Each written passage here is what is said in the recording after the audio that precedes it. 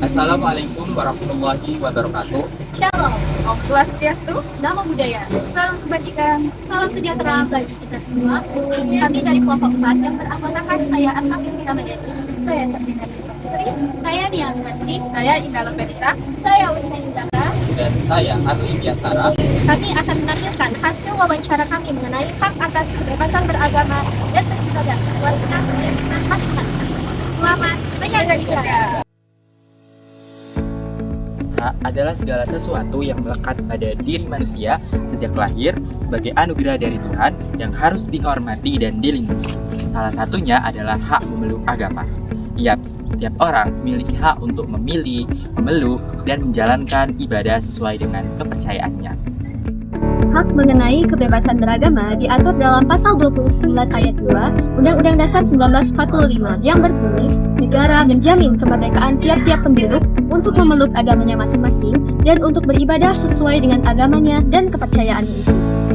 Meskipun kebebasan beragama telah dijamin oleh konstitusi, namun realitanya di masyarakat masih menghadapi tantangan, mulai dari kasus intoleransi, diskriminasi terhadap kaum minoritas, hingga kesulitan perizinan rumah ibadah yang masih sering terjadi.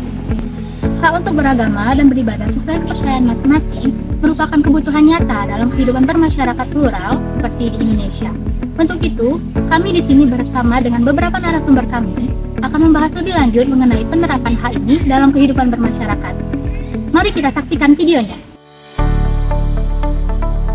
Selamat siang semuanya. Jadi di sini saya sudah bersama dengan narasumber saya untuk membahas mengenai hak atas kebebasan memeluk agama. Sebelumnya mungkin boleh perkenalkan dirinya terlebih dahulu. Baiklah, izinkan saya perkenalan. Perkenalkan, nama saya Mutumi Fadila dari Prodi Pendidikan Agama Islam. Oke, Mutia. Terima kasih ya karena sudah berkenan untuk meluangkan waktunya dalam wawancara kita pada saat ini. Mungkin sepertinya langsung saja. Menurut Mutia, apa sih tantangan terbesar dalam mewujudkan kebebasan beragama dalam masyarakat kita?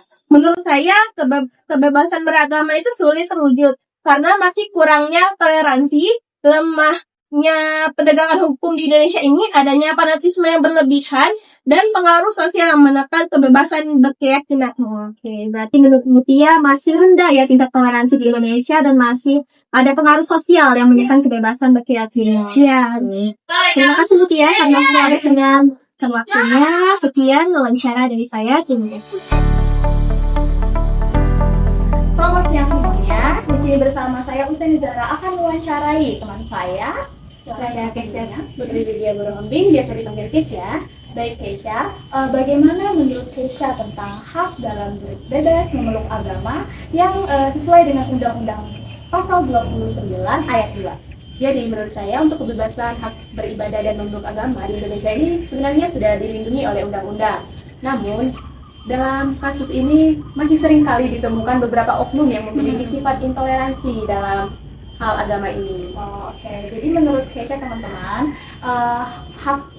makna dari undang-undang tersebut tuh sebenarnya sudah terpenuhi ya, sudah terpenuhi. Cuman di dalam masyarakatnya itu aja masih banyak yang intoleransi ya terhadap undang-undang tersebut. Oke, baik. Terima kasih Kesha atas waktunya dan sekian wawancara dari saya. Oke, baiklah, di sini saya sedang bersama salah satu narasumber saya yang ingin membahas tentang hak memeluk agama. Sebelumnya, kalau boleh tahu nama Kak saya? Kusuma. Oke, saya sedang bersama Kak Kusuma. Nah, menurut Kak Kusuma ini bagaimana negara dapat menjamin kebebasan beragama sekaligus menjaga kerukunan antar umat di tengah keberagaman yang semakin kompleks? Oke, negara telah menjamin kebebasan masyarakat dalam memilih agama yang dia yakini. Seperti telah dijelaskan dalam pasal 28E ayat 1 dan 2 Undang-Undang Dasar Negara Republik Indonesia. Negara bisa menjamin kerukunan dan antar umat beragama melalui dengan cara bersikap adil dan netral. Artinya, negara tidak memihak salah satu agama yang mayoritas ataupun lain.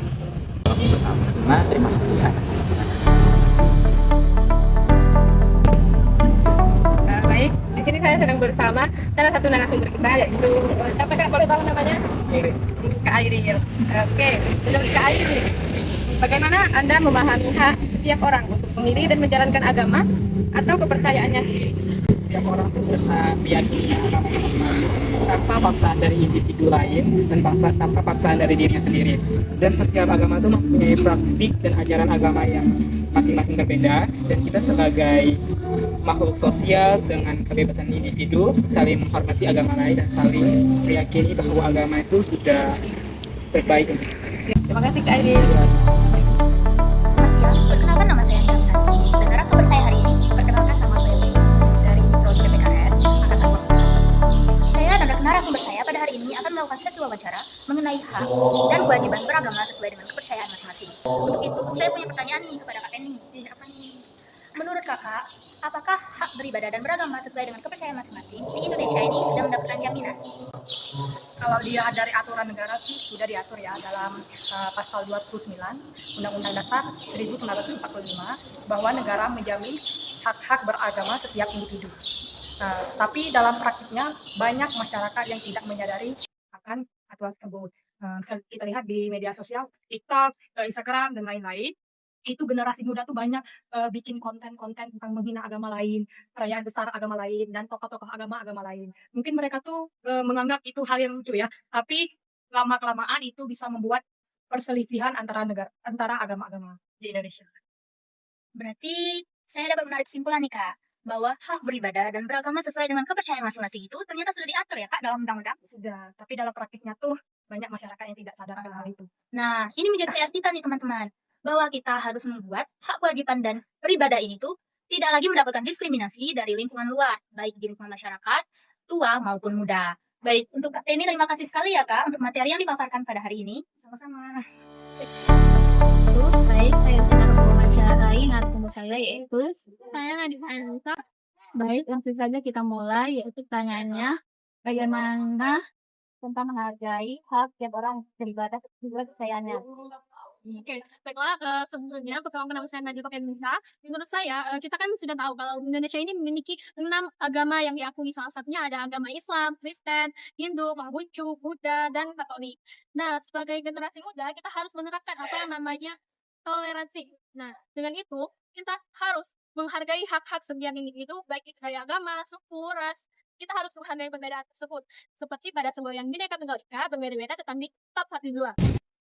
Baik, dari narasumber tadi kita dapat menyimpulkan bahwa kita harus memiliki sikap toleransi dan menghargai hak setiap orang. Dan akhiri, Assalamualaikum warahmatullahi wabarakatuh.